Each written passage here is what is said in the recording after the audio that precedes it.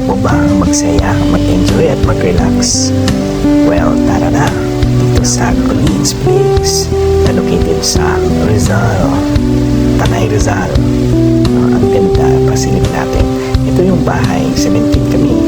Pero kasya kami kasi marami pang room sa taas at pwede ka namang mag-tent kung more than 30 kayo.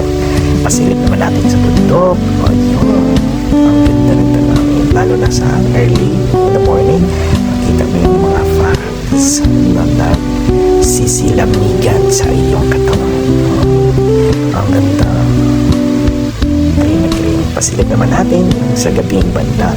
Pwede ka mag-bonfire. May bayad na lang pero mura lang. At ang ganda kasi pwede dito kwentuhan, mag-inuman, mag-sharing, mag-reflection sa buhay. Yan, sa banda namang baba. Ayan, pwede kang mag-muni-muni dyan kung ikaw ay iniwan. Pwede kang mag-reflect dyan. Pwede kayong mag-tambay-tambay, mag-chilo-chilo. Yan ang bahay. Natin i-flex ang lahat magkabuuan kasi gabi. So, ito tayo, pakyo tayo doon sa medyo tarik.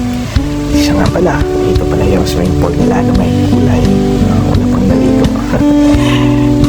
Dito naman banda sa taas, makikita nyo naman ang napakagandang avenue para mag-inuman, mag-video, mag-ihaw-ihaw, magkain-kain yan. Bonfire na nga ang mga kapatid namin.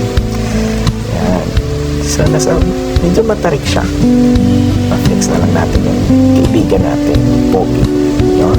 May half court din pala sila for basketball. Pwede ka mag-exercise early in the morning or gabi. Pwede pa o gabi, pwede naman.